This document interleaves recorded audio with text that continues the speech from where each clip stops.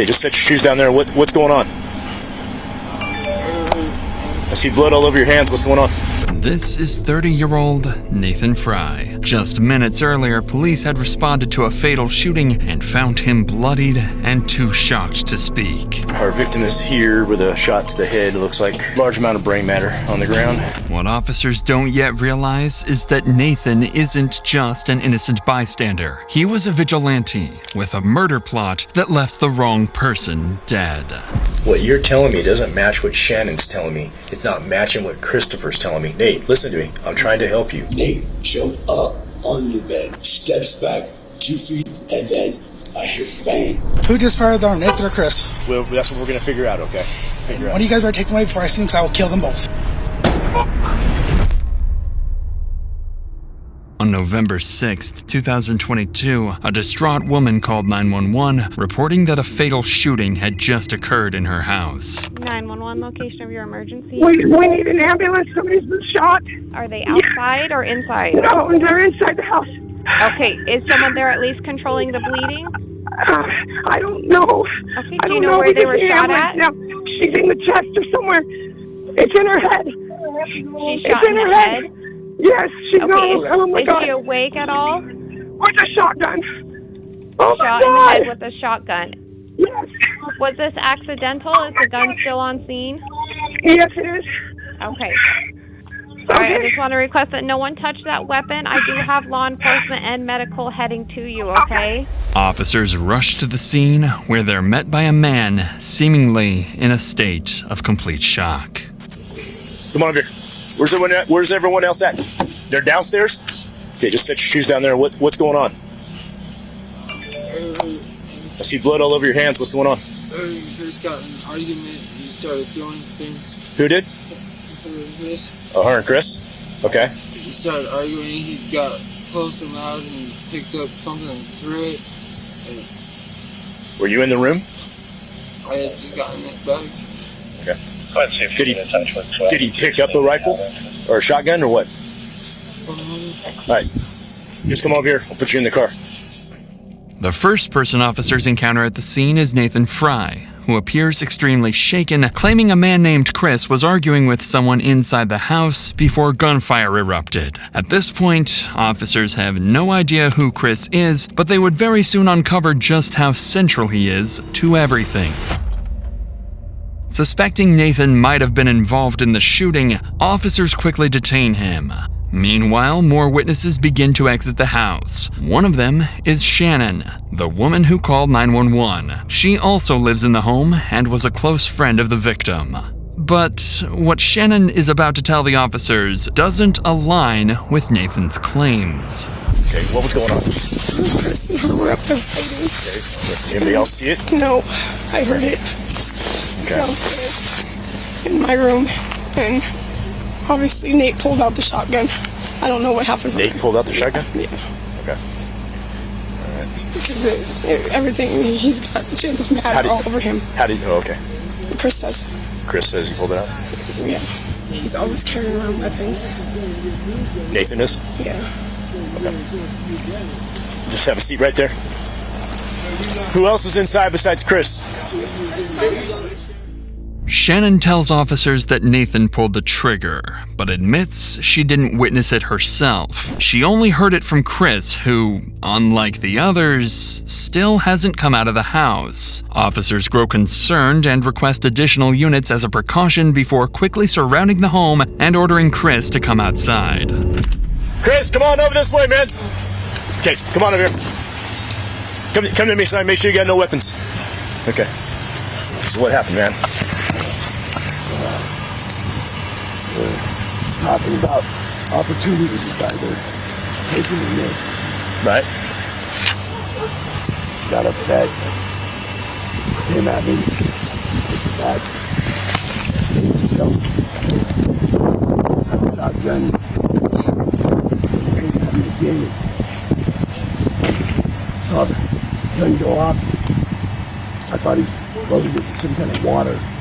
Sprayed down. Bad. Okay. I realized I hadn't been shot. Okay. Go ahead. Okay, do me a favor. I don't want you to talk to anybody else, okay?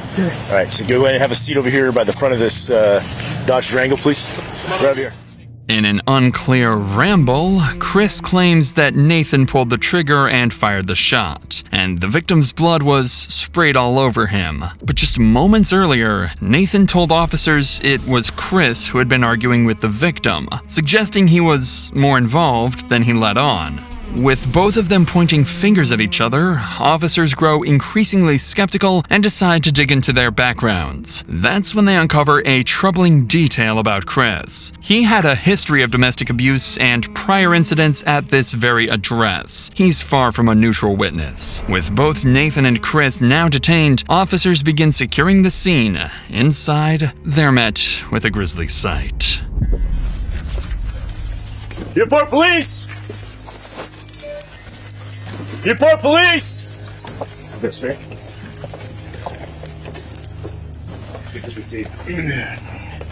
Alright, she's getting here. Alright, you want to go right there? Yeah, it's obvious. Yeah. And there's a lot of blood on the ground, so our victim is here with a shot to the head. It looks like large amount of brain matter on the ground. Shotgun. That's what initially is being said. Yes.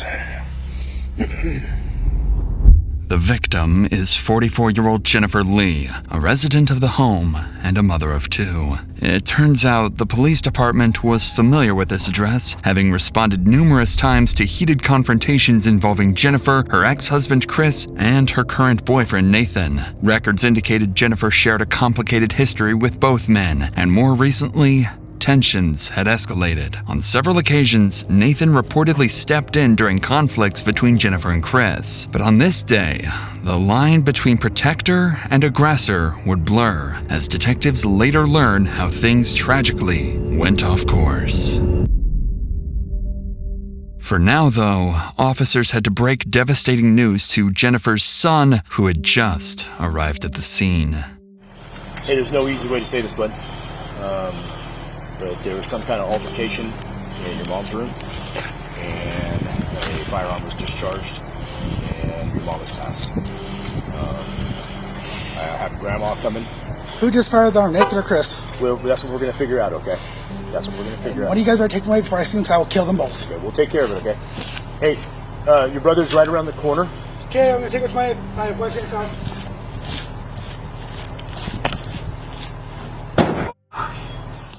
Overwhelmed by anger and grief, Jennifer's son leaves the scene after hearing the tragic news. Minutes later, Jennifer's mother would also arrive at the scene, completely unaware that her daughter was gone. Natalie? I'm here. Second, real so I can talk to you. Real quick. Itchy, shut up. This is Jared Horton. He's one of our chaplains here. Hi. Okay. Somebody's dead. Yes. Who? Jennifer. Oh, God, no. I'm sorry.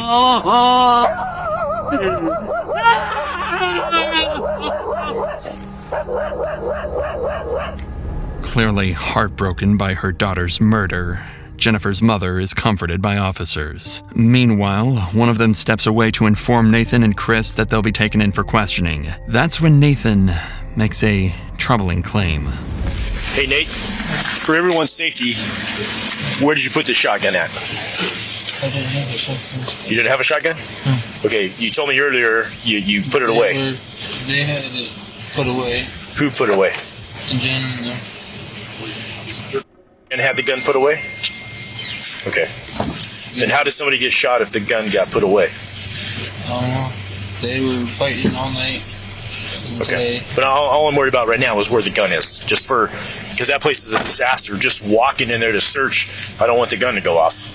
I honestly don't know. Okay. You don't know where you put it? I didn't put it anywhere. Okay. All right. Hang tight then.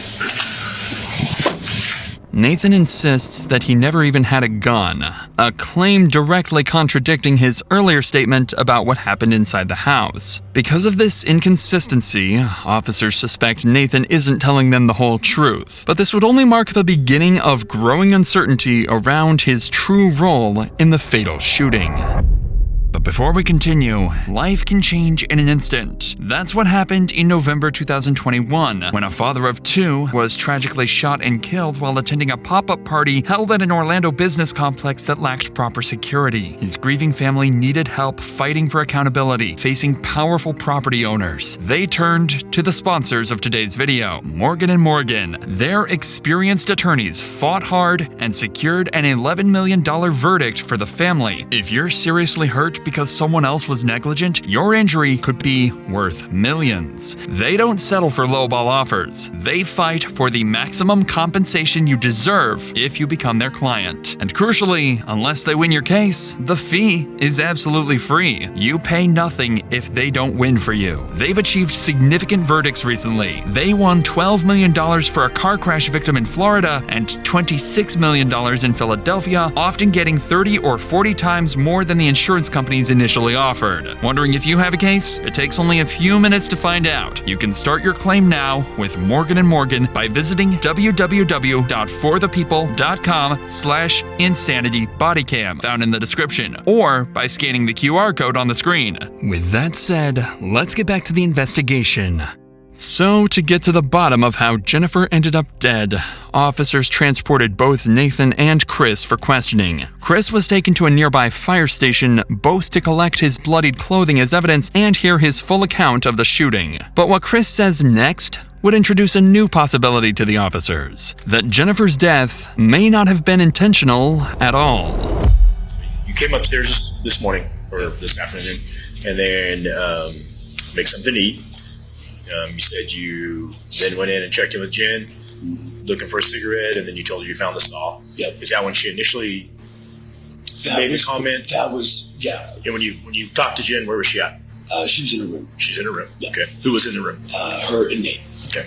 And she started to shut down. She started to do other stuff while I was talking. And she stopped me and said, "Fine, I get it.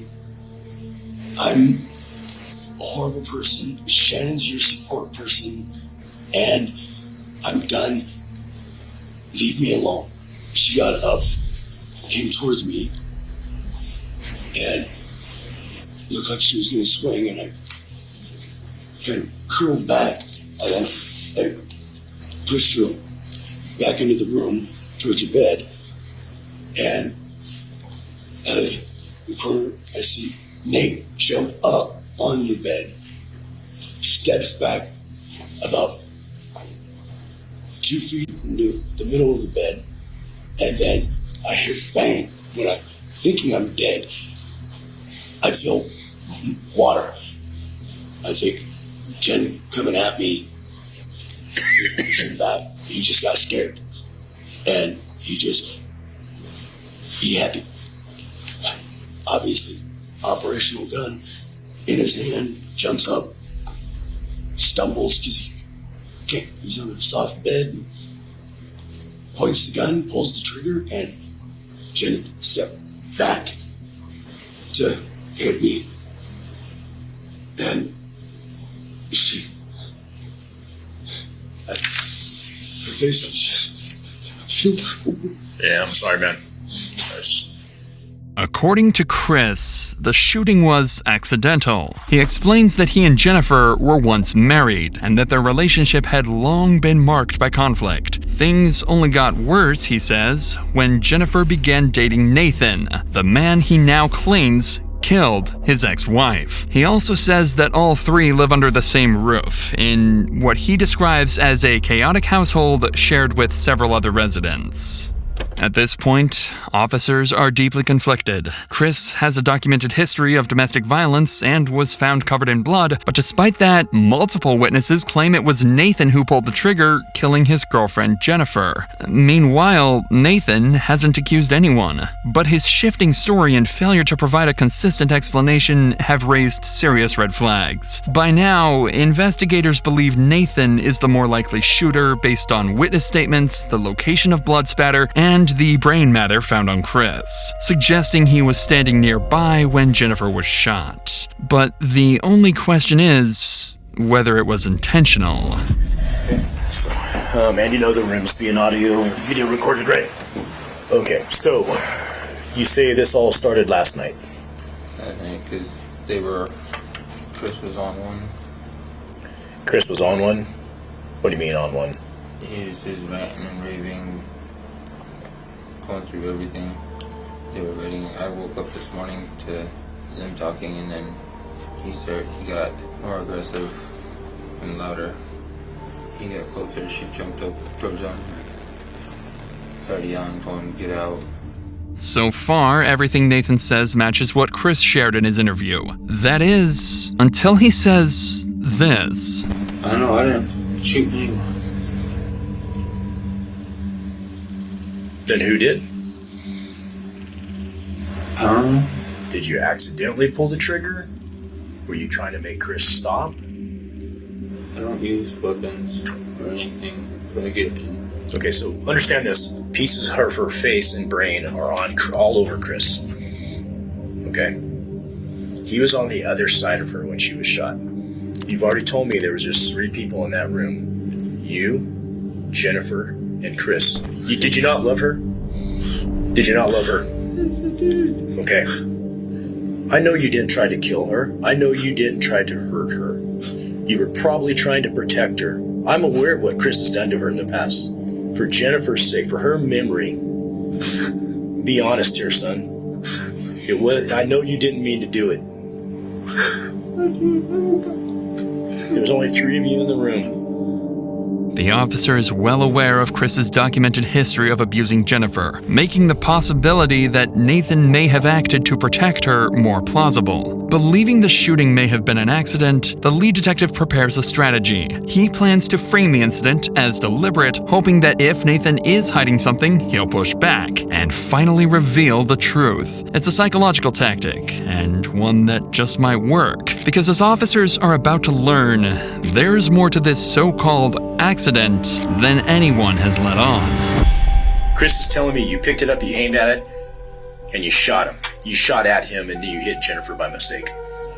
That's homicide, that's murder.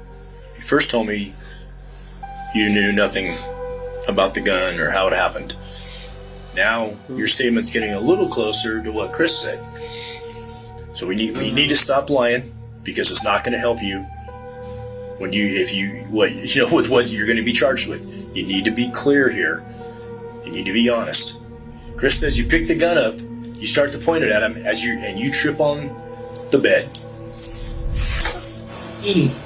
Okay?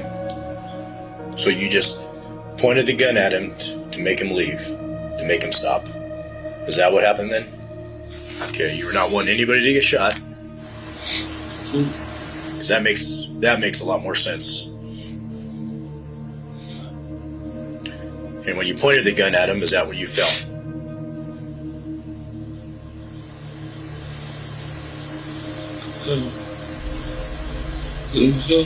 You believe so? You have to speak up. I know you can speak up louder. Come on. I believe so. You believe so? So, this shotgun sounds like it belonged to Stewart, the gentleman that just recently passed away, right? A lot of his firearms were either destroyed or damaged in their house fire that they lost, right? So you were working on some of them, trying to get them. They were damaged, it sounds like, in the fire. Okay. How about the shotgun? How many times did you guys take the shotgun? It's still iffy. It was still iffy? What do you mean iffy? Well, it's not fully put together with the actual stock or anything. For that shotgun to fire, you have to cock the hammer back. It's very touchy. What's very touchy? This gun, this one doesn't have anything very securing it, so it's loose. What's loose? The mechanism stuff. I understand it's very touchy, but if it is functional, there's enough pressure in that spring that there's no way that the hammer could fall back on its own. Did you pull the hammer back? No. Then how did the hammer get pulled back? It was already pulled back. Obviously, you had your finger on the trigger. There's no trigger guard. Anything. There's no trigger guard? No. Okay. Missing a lot of pieces. I just picked it up and grabbed it. Understand. So I can understand no trigger guard and the trigger could get hit. But I did not pull a hammer back intentionally.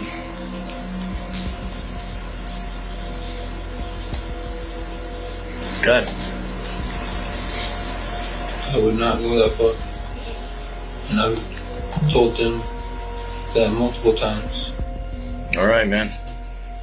In a strange turn of events, the situation finally began to make sense. The shotgun recovered at the scene wasn't a standard firearm and appeared to be partially rebuilt, missing several key components. It was the same weapon Nathan had been working on himself, an unstable, unfinished shotgun with no reliable trigger system. Nathan tells officers he was trying to protect Jennifer during an escalating argument between her and Chris. After Chris pushed her, he grabbed the shotgun, hoping to scare Chris off by pointing it at him, but in the chaos, he lost his footing and the unstable weapon discharged, killing his girlfriend, Jennifer. And just like that, he confessed to firing the shot that killed her. With all witness accounts largely consistent and Nathan admitting to accidentally firing the gun, he was ultimately convicted of 1 count of first-degree manslaughter and 1 count of first-degree unlawful possession of a firearm. On February 8, 2024, just weeks after his plea, Nathan Fry was sentenced to 12 years in prison. As for Chris, he was not charged with any additional offenses related to the incident.